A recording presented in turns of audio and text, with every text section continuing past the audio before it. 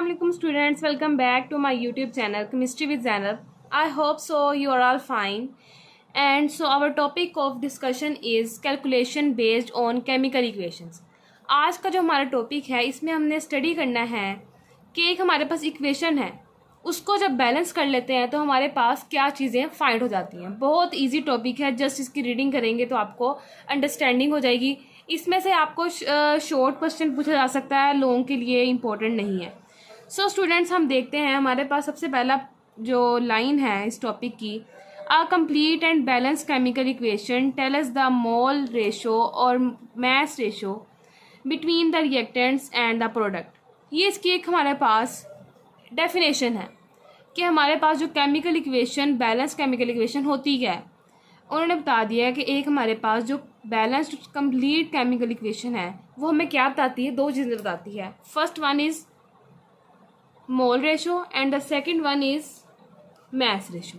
ये दोनों चीज़ें बहुत ही इंपॉर्टेंट होती हैं। हमने पीछे जितने भी पढ़े हैं कि मोलर मास कैसे निकालना है, नंबर ऑफ मोल्स कैसे निकालने हैं, वो हमें इक्वेशन से पता चलता है। और जब हमारे पास इक्वेशन में बैलेंस इक्वेशन नहीं होगी तो हम ना नंबर ऑफ मोल्स निकाल सकते हैं, ना मास रेशो निकाल सकते हैं, ना हम मोल रेशो निकाल सकते हैं, ना उसका वॉल्यूम फाइंड कर सकते हैं। सो ये हमारे पास एक बेसिक चीज़ है। With the help of this ratio we can find out the masses of the product from the given masses of the reactants और the masses of the reactants from the given masses of the product. अब उन्होंने क्या बोला है, ये typical सी एक line है कि हमारे पास जो प्रोडक्ट की रेशो है ना, उससे हम रिएक्टेंट का मास निकाल सकते हैं और इसी तरह रिएक्टेंट के मास से हम प्रोडक्ट का मास फाइंड कर सकते हैं। अगर हमारे पास प्रोडक्ट है, प्रोडक्ट का मास है, हम उस मास को यूज़ करते हुए क्या निकाल सकते हैं, रिएक्टेंट का मास। और अगर हमारे पास रिएक्टेंट का मास है तो उसको यूज़ करते हुए हम क्या निकाल सकते हैं, प्रोडक्ट का मास।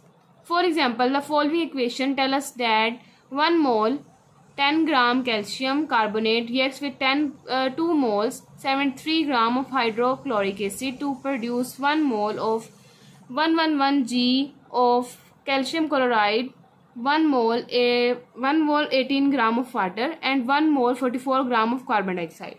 अब ये देखिए इक्वेशन देखें, उन्होंने इक्वेशन को यहाँ पे डिफाइन किया है। यहाँ पे हमारे पास जो कैल्शियम कार्बोनेट है उसका 1 मोल है। अब मोल क्या होता है कि कितने उसके पार्टिकल्स हैं। यहाँ पर आपको एक पार्टिकल नज़र आ रहा है इस पूरे का, मीन्स यहाँ पे 1 है। 2 HCl है, इसके 2 मोल्स हैं। यहाँ पे भी 1 मोल है, यहाँ पे भी 1 मोल है, यहाँ पे भी 1 मोल है। नेक्स्ट हमारे पास यहाँ से हमने इसका क्या फाइंड किया है, मैस। इनके मोलर मैस को आपस में हमने ऐड करके हमारे पास क्या मैस आया, 100 ग्राम। यहाँ पे इसका मैस आया है 73 ग्राम, यहाँ पे 111 ग्राम, 18 gram and 44 gram. So that's why हमारे पास एक केमिकल इक्वेशन को बैलेंस करना बहुत ज़रूरी है। लाइक डैट, अब मैं आपको इसकी जो यही एग्जांपल है समझाती हूँ कि हमारे पास कैसे जो एक बैलेंस केमिकल इक्वेशन है क्यों ज़रूरी है, उसका काम क्या है। सो स्टूडेंट्स, हमारे पास ये इक्वेशन है calcium chloride plus 2 HCl।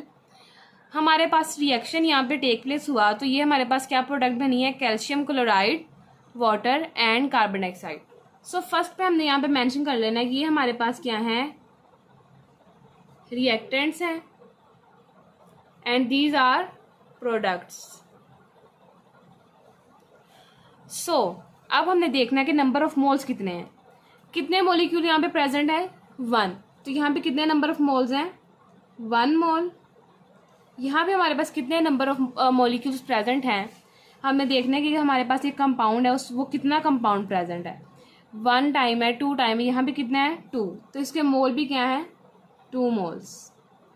Next हमारे पास है कैल्शियम क्लोराइड। कैल्शियम क्लोराइड के कितने मोल हैं, 1 मोल। नेक्स्ट हमारे पास वाटर के कितने मोल हैं, 1 मोल। कार्बन डाइऑक्साइड के कितने मोल हैं, 1 मोल। नेक्स्ट स्टूडेंट्स, हमने यहाँ पे इसके मोल तो फाइंड कर लिए, मोल के नंबर हमने मोल रेशो फाइंड कर ली। अब हमारे पास मास रेशो क्या है, अब हमने क्या फाइंड करनी है, mass ratio.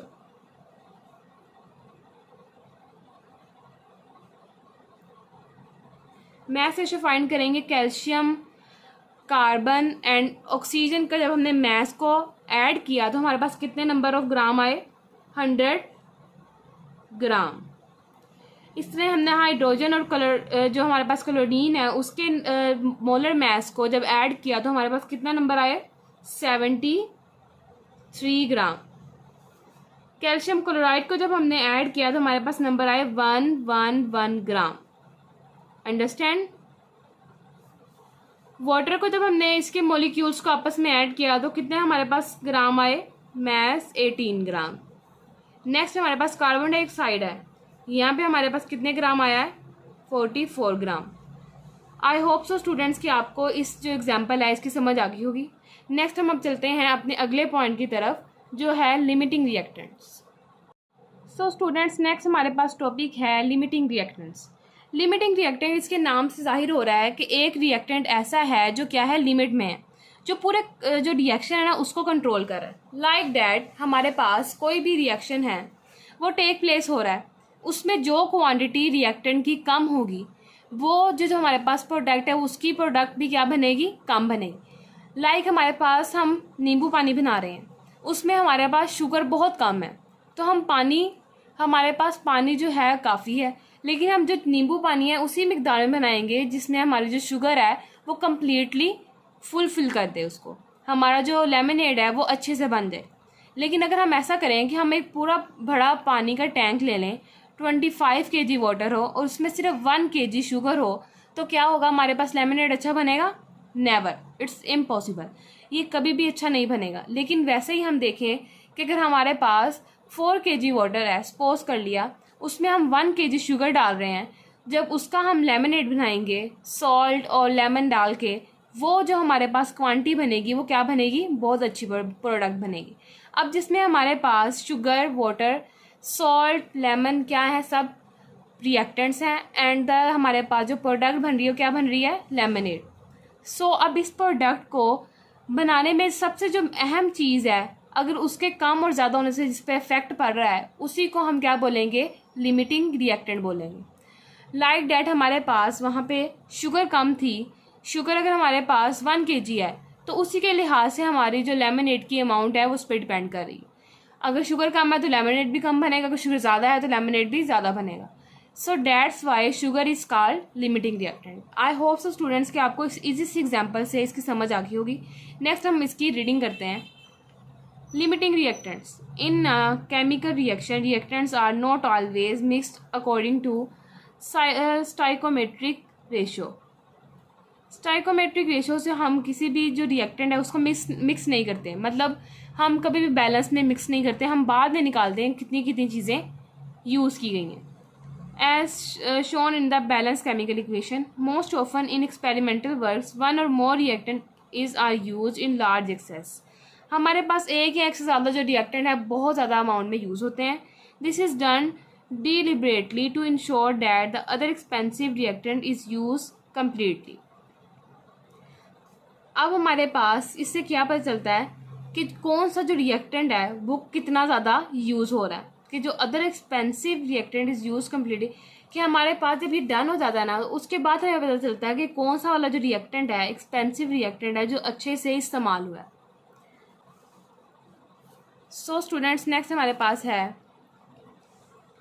In this way the reactants which is use in excess is left behind at the end of the reaction and the other reactant is consumed completely। सो हमारे पास अब इन्होंने क्या बोला, लास्ट वाली लाइन पे था कि जो एक्सपेंसिव रिएक्टेंट है वो कम्प्लीटली यूज़ हो जाता है। अब जो चीज़ एक्सपेंसिव मिल रही है उसको हम कम मिकदार में यूज़ करते हैं। ऐसे ही आप जैसे हमारे पास लेमनेड बना रहे थे तो शुगर थोड़ी सी एक्सपेंसिव है और वाटर तो बिल्कुल हमें फ्री मिल जाता है, तो वाटर को हमने लिमिटिंग रिएक्टेंट नहीं रखा। वाई? बिकॉज हमारे पास जो एक्सपेंसिव चीज़ थी वो हमारे पास स्मॉल क्वांटिटी में है, तो वो स्मॉल वाली सारी क्वांटिटी अंदर जाएगी। फिर उसके बाद हमें पता चलेगा कि वो कितनी यूज़ हुई है और जो हमारे पास ज़्यादा एक्सेस में अमाउंट थी वो कितना यूज़ हुआ है। In this reactant which is use in excess is left. अब हमारे पास जो चीज़ ज़्यादा होगी वो बच जाएगी लास्ट पे, और जो चीज़ कम होगी रिएक्टेंट में वो चीज़ कम्प्लीटली कंज्यूम हो जाएगी। This reaction which is consumed earlier is called the limiting reactant. In fact, it is the limiting reactant which controls the amount of product formed in a chemical reaction. सबसे पहले मैंने आपको बताया था sugar है वो क्या कर रहा है, हमारे पास इफेक्ट कर रहा है किसकी क्वांटिटी को, लैमिनेट की क्वांटिटी को। इस तरह ही हमारे पास रिएक्टेंट है जो लिमिटिंग रिएक्टेंट है वो क्या कर रहा है, कंट्रोल कर रहा है किसी भी प्रोडक्ट की अमाउंट को। सो नेक्स्ट हम देखते हैं हम कैसे फाइंड कर सकते हैं लिमिटिंग रिएक्टेंट को। A limiting reactant present in a chemical reaction can be identified by carrying out the following step। हमारे पास एक लिमिटिंग रिएक्टेंट है उसको हम ये फॉलोइंग स्टेप से फाइंड कर सकते हैं। जस्ट 3 स्टेप्स हैं। ये जो आपके पास लिमिटिंग रिएक्टेंट वाला टॉपिक है ये शॉर्ट से बहुत शॉर्ट के लिहाज से बहुत इंपॉर्टेंट है। Calculate the number of moles of the reactant from the amounts that provided. अब हमने नंबर ऑफ मोल्स फाइंड करने हैं रिएक्टेंट के, जो अमाउंट हमें दी गई है उसी से। नेक्स्ट हमने देखना है calculate the number of moles of the product which will form with the given moles of reactant. अब हमने मोल्स यहाँ से ले लेना है रिएक्टेंट के और हमने क्या फाइंड करना है, नंबर ऑफ मोल्स किसके, प्रोडक्ट के। हमने नंबर ऑफ मोल्स देख लेने कितने हैं, उसके बाद उसको डिवाइड कर देना उसके मोलर मास से, फिर हमारे पास नंबर ऑफ मोल्स मिल जाएंगे। हमने मोल्स देखे कितने हैं, उसको मोलर मास से डिवाइड किया, फिर हमारे पास क्या आ गया, नंबर ऑफ मोल्स।